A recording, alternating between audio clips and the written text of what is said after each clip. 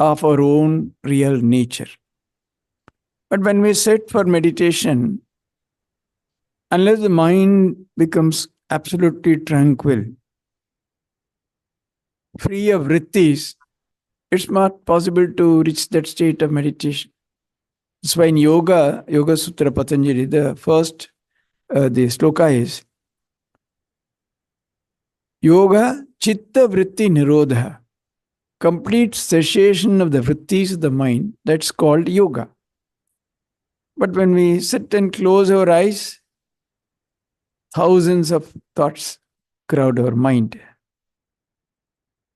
Anyway, first important thing is to sit straight, erect, preferably on the floor. Those who can't can sit on the chair, where the back,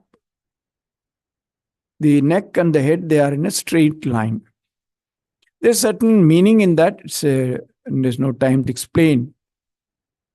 So it helps the flow of prana in the system. So it's very necessary to sit erect. By closing the eyes, at least we are shutting one indriya, the most powerful indriya. See, much more than the ear and nose, etc., the eyes have a huge range and it can see in all directions. Here and all has a limitation, but eye. So by closing the eyes, it helps concentrate better because at least one indriya we have shut. If there is silence, then ears are automatically okay. And that's why it helps. So we close our eyes. And what we do is allow our mind to wander. Let us not try to restrict our mind, try to control it. The more you try to control it, the more it would get dispersed. So for a few minutes, let us close our eyes and watch our own mind. Because this should not be done afterward during meditation. Then that will spoil the very effort at meditation. There should only a spontaneous flow of the mind towards the ideal. Initially, while beginning, we can close our eyes and allow the mind to wander. Keep ourselves as witness and see where all the mind wants to go. If you do it consistently for some months, after some time when you sit for meditation, you will feel that the mind is quietening and settling down much more quickly. Now we don't have too much of time. So for a couple of minutes, let us close our eyes and become a witness and see where all our mind wanders. So in this during whole process, we complete with Shanti mantra, the eyes would always remain closed.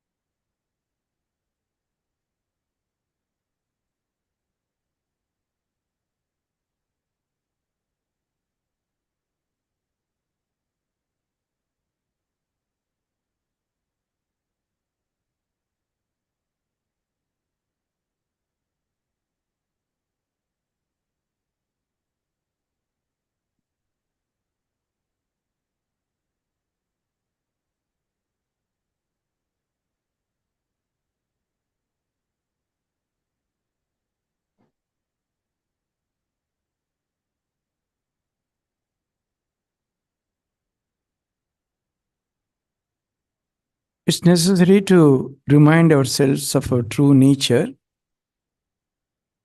as we saw in the class when we discussed.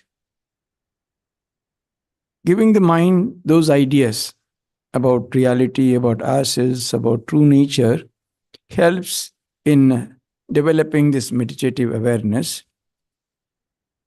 For that, we can take the help of the Nirvana Ashtaka of Shankaracharya. Just one sloka I will chant for the benefit of all of us. It says, Manobudhyahankara chittani naham na cha srotra jive na cha grana netre na cha vyoma bhumi na tejo na vayu Chidanandarupa Shivoham Shivoham Chidanandarupa Shivoham Shivoham Mano Buddhyahankara Chittarinaham. I'm not the mind, buddhi, chitta, ahankara, which are all definitely various aspects of the mind itself. Nacha srotra jikhve, nacha prana netre, nacha grana netre. I am not the indriyas like eyes, ears, nose, etc. Nacha vyoma bhumi, natejo na vayu. I am not the elements like akasha, vayu, bhumi, earth, water. Who am I? Chidananda Rupa Shivoham Shivo. I am that ever blissful, ever auspicious. That's infinite is my nature. I am that. So remembering it, reminding ourselves of our real nature helps in meditation.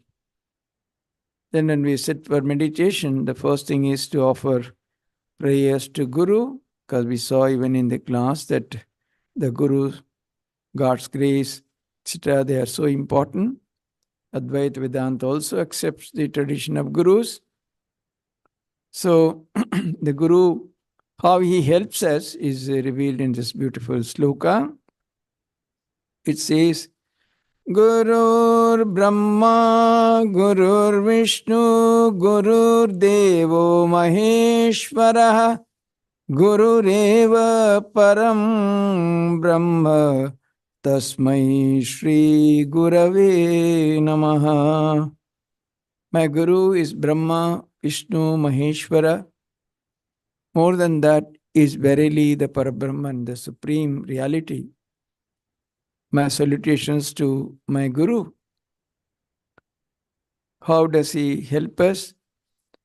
Ajnana Timirandasya Jnananjanashalakaya Chakshurunmilitam Yena Tasmai Shri Gurave Namaha. My eyes which are covered by a thick covering of ajnana, by applying the collyrium of knowledge, the Guru opens my eyes. Not only that, what about our accumulated karma phalas due to several births? He also helps in that direction. Aneka janma samprapta karmendhana vidahine atmajnana pradhanena tasmai shri gurave namaha. Aneka janma samprapta, the accumulated effects of karma of numerous births, he wipes them out just as fire burns the wood. He completely burns away all our past samskaras, karma bandhanas. Salutations to such a Guru. After offering our pranams to Guru, and we also pray for the welfare of entire humanity, because our approaching God or reality, same time we should always remember the whole mankind should be happy, peaceful, and so on. So it's always customary to offer prayers. Sarve bhavantu sukinaha, sarve santu niramayaha, sarve bhadrani pashyantu ma kaschid dukkha bhag bhaved. Let everyone be happy. Let everyone hear only auspicious things. Sarve bhadrani. Then everywhere let there be no dukkha or suffering. Sarve bhavantu sukinaha, sarve santu niramayaha. Let everyone be free from any illness or diseases. Let everyone see only auspicious, hear auspicious things. And then finally, may no one suffer dukkha or sorrow. So then we can now try to go dive deep into ourselves, because in this short time it's really difficult, but still any attempt, any little effort also is really worthy. So once again we can remind ourselves of our real nature. So I will chant and we can also repeat after that so that you also feel that vibration.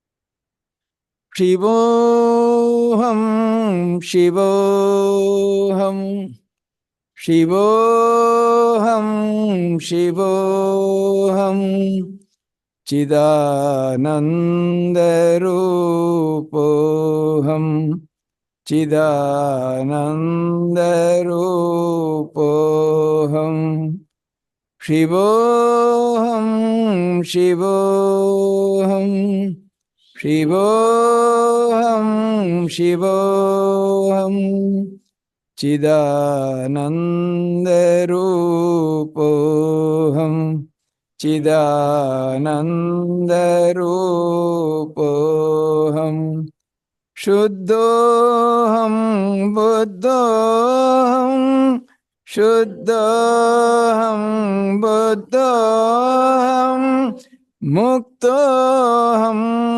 Nityoham Shuddham Buddham Muktoham Nityoham Shivoham Shivoham Chidanandarupoham Shivoham Shivoham Chidanandarupoham Shivoham Shivoham Chidanandarupoham Shuddham Buddham Muktoham Nityoham Shuddham Buddham Muktoham Nityoham Shivoham Shivoham Chidanandarupoham Shivoham Shivoham Chidanandarupoham Shivoham Shivoham Chidanandarupoham. Let's perceive an 8-petaled red lotus fully blossomed in our heart, in which is seated our Ishta Devata, our object of adoration and worship. Let's offer various articles of worship like Padya, Arghya, Achamaniya, Madhuparka, Punarachmaniya, Gandhatela, Snaniya, Vastra, Pushpa, Dhupa, Deepa, Nevedya. Let us offer all that and finally offer Pushpanjali at the feet of our Ishta Devata and pray that may we have unwavering devotion, faith and Shraddha in our Ishta Devata, and that we might be carried across the ocean of samsara in this birth itself, so that we don't have to come back again. So, for the next few minutes, let us contemplate the wonderful form of our Ishta Devata in our heart. We can do it silently. We can also simultaneously perform Nama Japa if you are initiated. Otherwise, contemplating the form of any divine personality, that's wonderful. Are those who are inclined to non dual ideas may think of the glow of a lamp, not the flame, but the glow, the light in their heart. They can perceive that and also concentrate on that. Or those who are inclined to form may think of the form of their Ishta Devata and completely focus on that form for the next few minutes.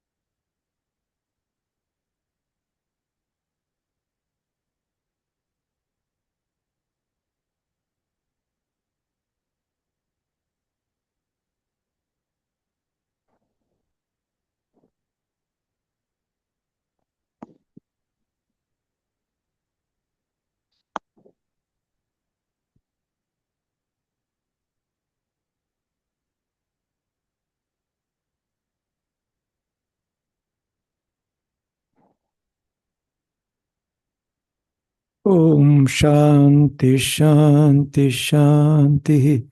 Hari Om Tat Sat. Sri Ramakrishna Arpanamastu.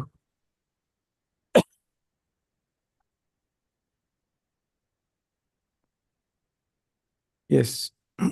Now, in case I think Maharaja, questions if you have, you can.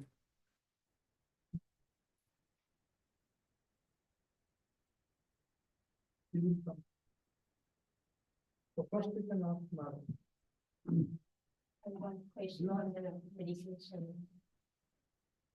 So when a thought comes, we know that it's a thought and we either observe, we don't get carried along. But when the mind starts playing that, that's the awareness watching. How do we translate that thought?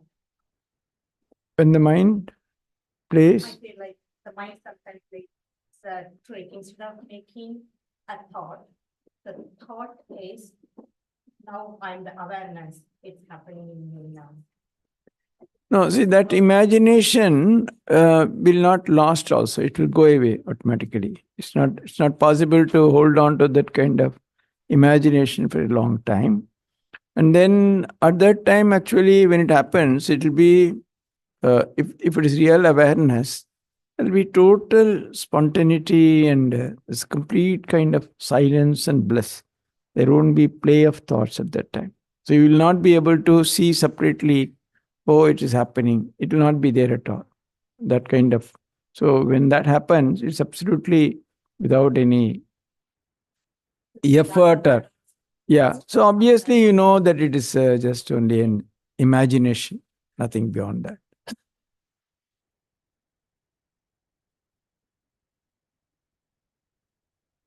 Yes.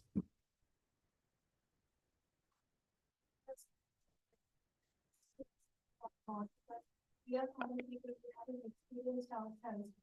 I teach religious education in schools, and when I teach lessons, students just say that we don't believe in existence of God and we don't care about the teachings of the religions. It doesn't make sense to us because we don't see its relevant in the modern era. But we just want to enjoy our time. We want to do whatever is just visible in front of us. We talk to children about religion. Yeah. See, she says in this modern world, particularly when we talk to children from this outside world, they don't believe in all this. So how do we talk to such children? Obviously, you cannot talk all these to such children. It's not possible at all. You need a background. And at that stage of life, they have not also experienced so much of sorrow and suffering and all that to understand. See, grown up people, even if they don't believe in that kind of a God or something, this principle, the Advaitic idea, we have to transcend sorrow, suffering. And that's possible because it's easy to explain all these are all happening at the level of the mind. It's only the mind, is it not? Otherwise, how under the same circumstances, supposing I always give this example, supposing one day there's a terrible headache, one is lying in the bed, not able to do anything, and then suddenly someone very dear and near comes, and everything is set aside, and we interact, talk, do everything. At the time, there's no awareness of this pain or suffering. Then when the person goes again, the whole thing comes back. So any person with a little discerning intelligence, just a capacity to understand, can clearly feel that all these are all happening at the level of the mind only. So if one can go beyond mind, it's possible to go beyond sorrow, suffering, and all that. And everyone in this world wants peace, joy, and happiness. So for the grown-ups, even if they don't believe in a particular creed or religion and all that, it's not at all difficult to convince them about the need for a higher life, for a transcendental awareness and all that. That's not at all difficult that way. But for children, straight away, it's not possible to give them these ideas of higher religion and all that. Slowly, you can teach them about the control of the mind, how it is very necessary, how with uncontrolled mind we indulge in things which are very harmful to ourselves. just to protect ourselves, to lead a healthy life, to do well in studies, to do well in life, and all that.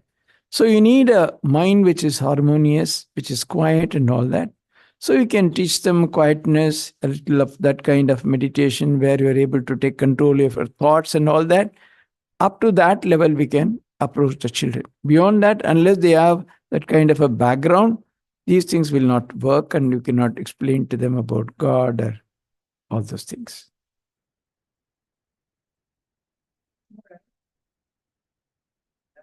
Yesterday, Priyanandaji was telling that about spiritual heart is on the right, anatomical heart on the left. I thought our Thakur sits in the middle of the spiritual heart is in the center. So exactly where. See, that's what. See, it's very difficult to think about all this in a physical manner. When you right, left, and all that, we say it's it's more about a physical aspect, isn't it?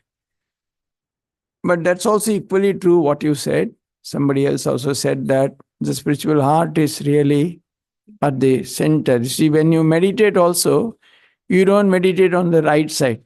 We always feel that in the center of the heart is that lotus.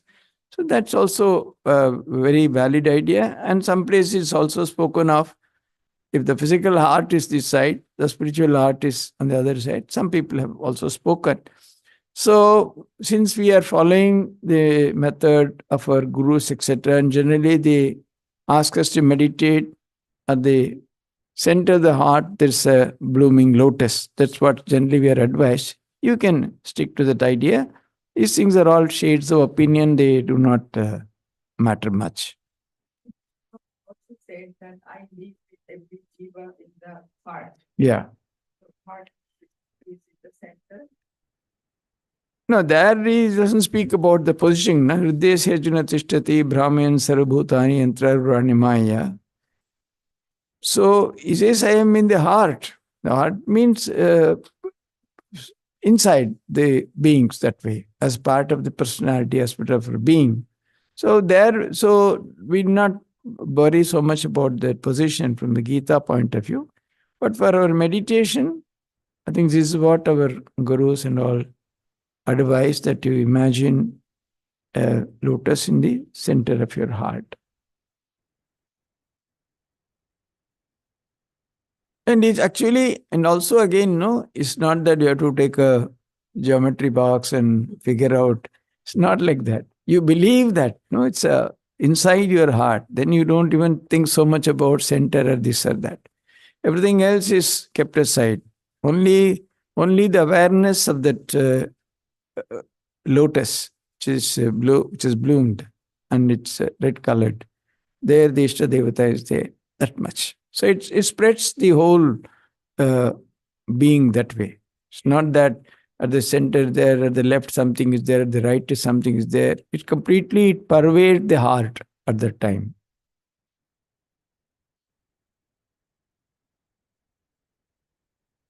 Yes. Sitting quietly and taking but surrendering everything, every single action to Vedanta or Paramatma. Is that also called meditation? Can meditation be just not just? Should it be the part of the life? It should be the way of life. Yeah, that's also a wonderful approach. It's possible. See, the point is,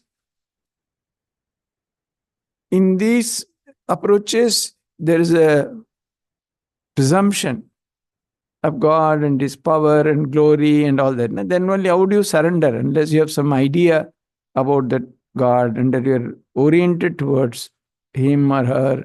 There's a deep sense of devotion. All that are all preconditions for surrender. So if you surrender, yes. If you do like that, definitely it's a way of life. But then there also to really feel that deep bliss, that awareness, one has to sit. One has to sit and, but then if you have practiced all these ideas of surrender, etc., then that quietude of the mind will be more spontaneously possible, because even when you say it, only you have to have that idea that I have surrendered, I'm constantly surrendering even now to God. So that way the mind would become quieter much faster, because there are not too many other cluttering ideas or thoughts in the mind. So the surrender is a great one of the methods. So he also talked about in the Naradi Bhakti Sutra. But no, surrender is one aspect of bhakti. There are so many aspects of bhakti. Surrender is also part of that.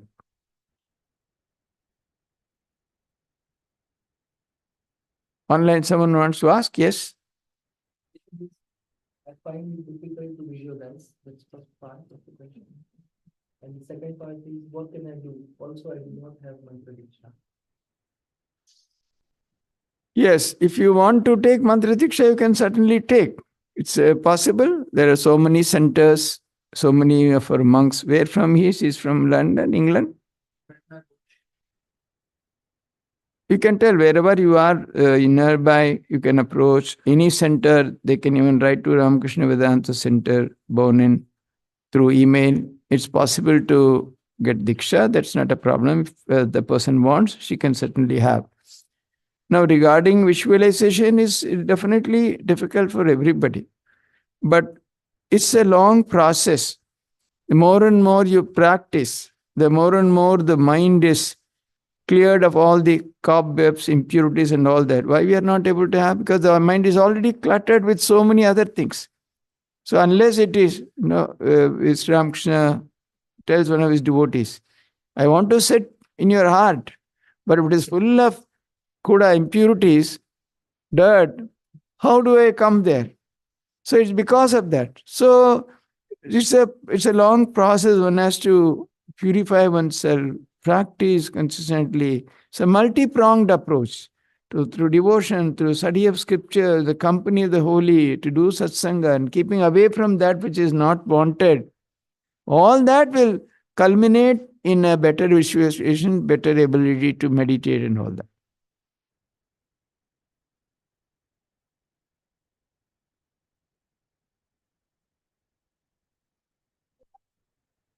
The bliss inside, that is to feel the oneness with the supreme power. Is that how you do it? It's all very good. Yes, one can say that, but then unless one practices and unless one is very serious and unless leads an intense life, it's even difficult to think of the ultimate goal and all. They'll all be only mere words.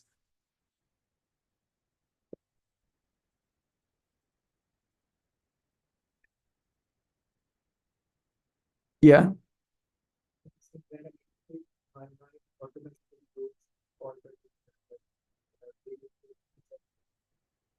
If it goes into all pervading Brahman, is wonderful. Why not? Very nice.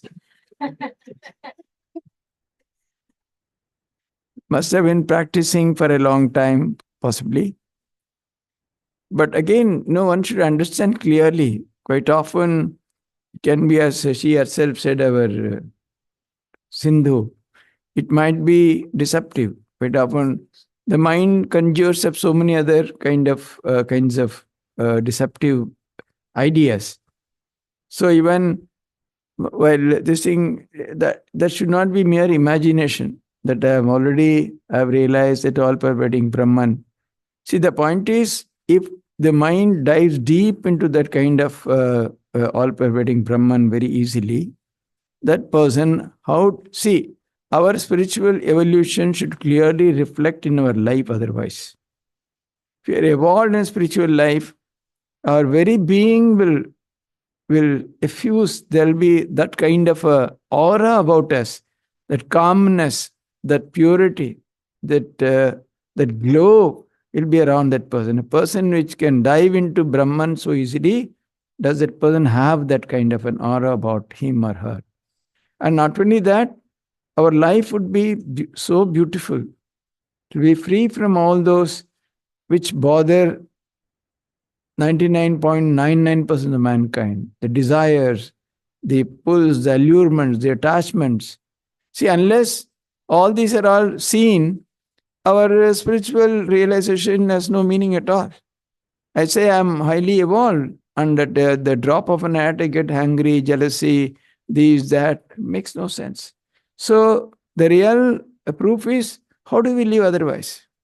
If you are spiritually evolved, does it reflect in every action of yours?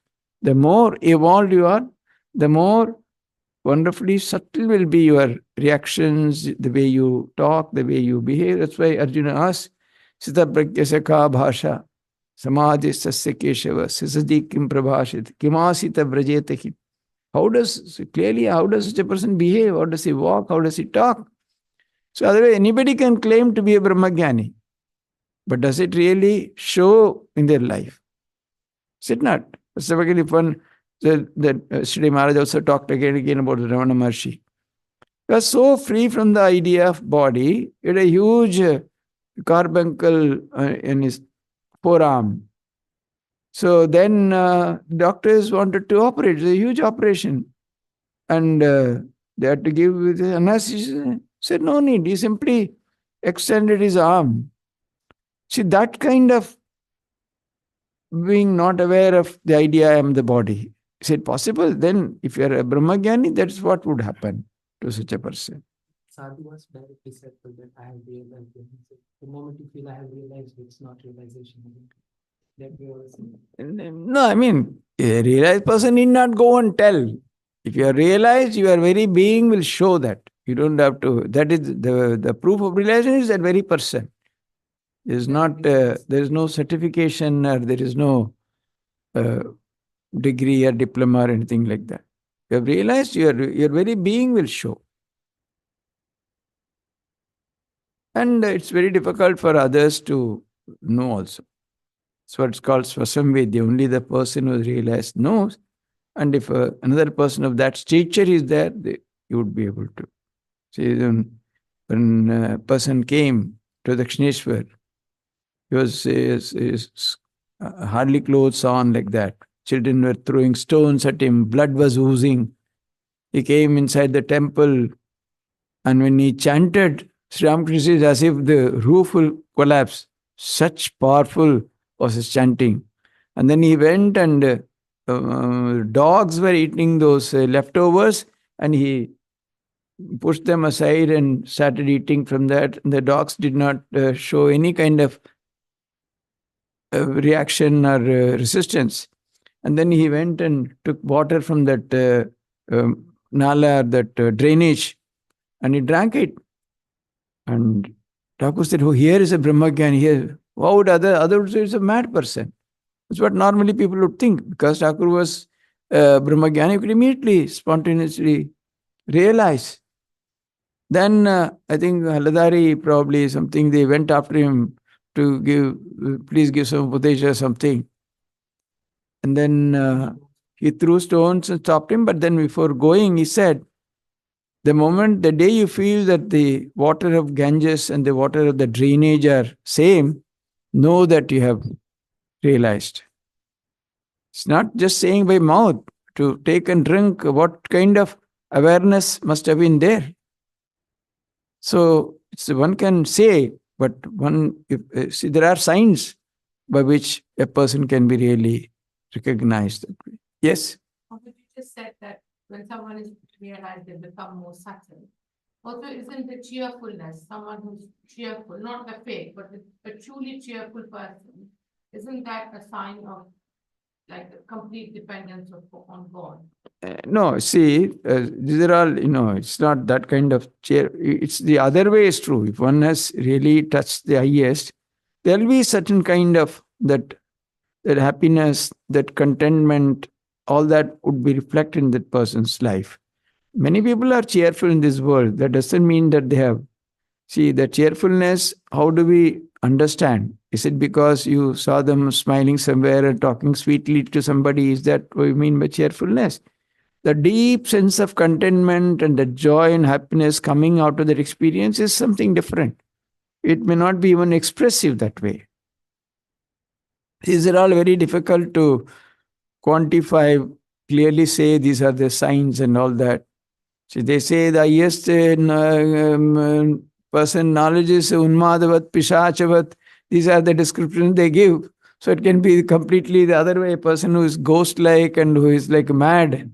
So it's very difficult. Normally, it's very, in the existential world, if we keep it smiling and all that, it may not mean anything. May not mean anything at all. But if a person has realized, then such person will be really so deeply contented within. He wouldn't need anything, would be satisfied with anything. So that kind of demeanor about him, always calm and always kind and always nice. These are all definitely because once the ties with the world are kind of cut asunder, then what does he need? So all our sorrows, sufferings, everything, they come from the world only. Na? The moment that we are a little above that, then obviously the very pattern of life changes completely.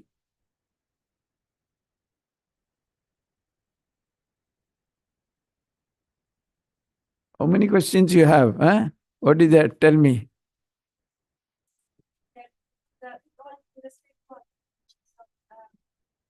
Huh? They used to do Ah. similar penance. Ah. By power. But we have also seen that they have they can repeat when they have person.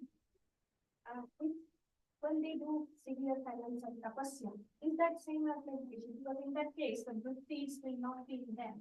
I'm just little confused. You don't worry about them, they are no longer there. So why should you worry about them? But you see, a sadhaka and a realized soul are different. When you try to meditate, you will also, you don't get angry, you get angry very much. So that doesn't mean that you are realized. No. Once you have realized, that is different. Once you are in that state, then you go beyond all that. Because anger, all that are all things arising from the level of the mind, nothing beyond that. So when you go to that state which is beyond mind, where is the question of anger, hatred, jealousy, all that will go away. But during the time of sadhana, might be everyone who is having a beard is not a realized rishi or brahmagyani.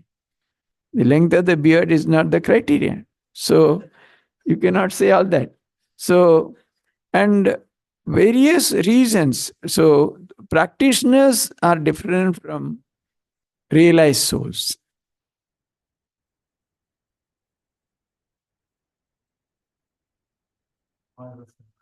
Example of career, mind. Yeah.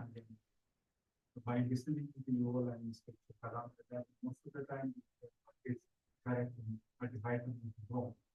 But personally, I feel like both of course tell us this is right and this is wrong. But most of the cases, we are listening to the mind or carried away by the India and struggling to do the right way. My question is how to strengthen the higher mind. Yes. Listen to that. See, this is, yeah, he says, we understand, we hear, but then we are not able to practice. What is to be done? Practice. You see, the point is, if we say we know, we must have the tremendous resolve, courage. See, anything if you want to do in life, supposing you want to go to the next stage in your career, how much there are targets, there are other qualifications, there are so many marks, so many these, that, then only you get it. So how do you think that spiritually will also just like the drop of an hat we get it? So you have to spend tremendous amount of time in a very dedicated way, in a very dogged way.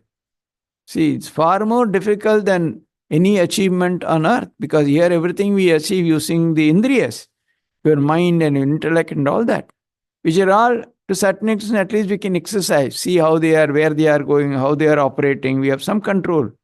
But if you go beyond that, to function at that level, how much more determination is required? How much more? So, the whole point is, are we really serious? If you are serious, you would start behaving. That is why I think I wanted to start with that. Somehow I forgot. Nice, you reminded. See, unless we develop a certain amount of world weariness, nothing will happen. People might say many comforting things. You do this also, that also, everything will be taken. Nothing will be taken care of. Are you tired? Do you feel that enough, enough, enough? No more. Are we tired of the world? The moment we go out, we are so happy to immediately participate in something else. So, unless there is a world weariness, tired of the world, no more, had enough, enough, enough, what is there? Again and again, quite often I ask, such things, what have you done? You are, say, 60 years old. Maybe 1000 kgs of potato you have consumed. So, what have we achieved? You tell me.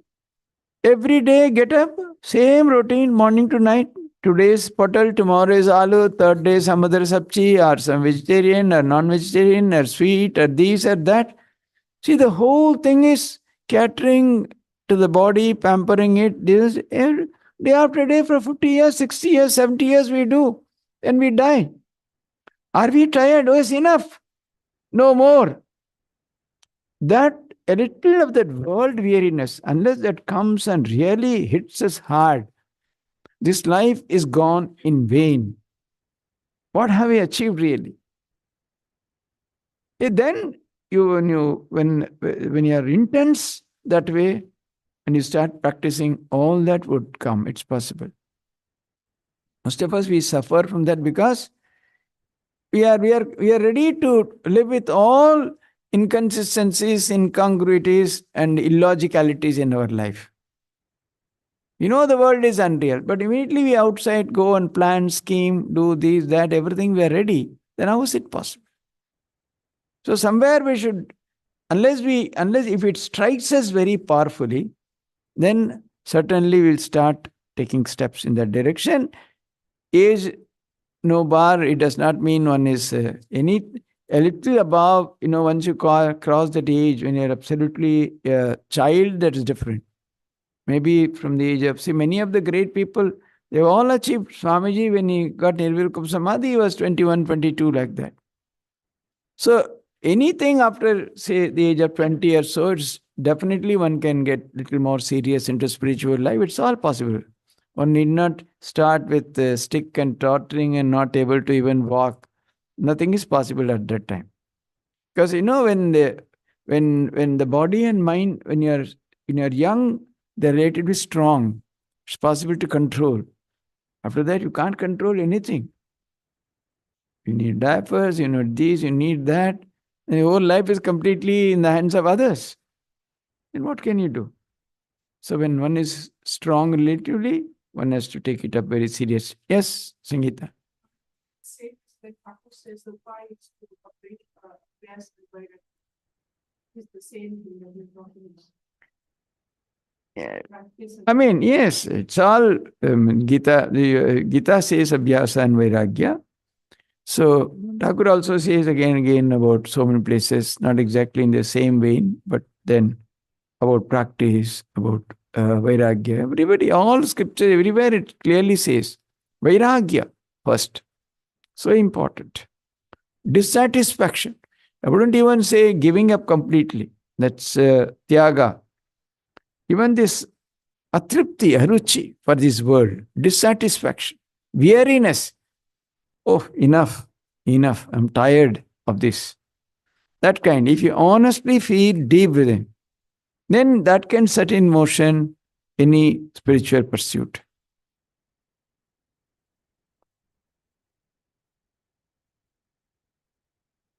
I think we are through, Maraji. Om Shanti Shanti Shanti Harihi Om Tat Sat Sri Ramakrishna Arpanamastu. Jai Shri Guru Maharaj Ki Jai. Jai Mahamai Ki Jai. Jai Swamiji Maharaj Ki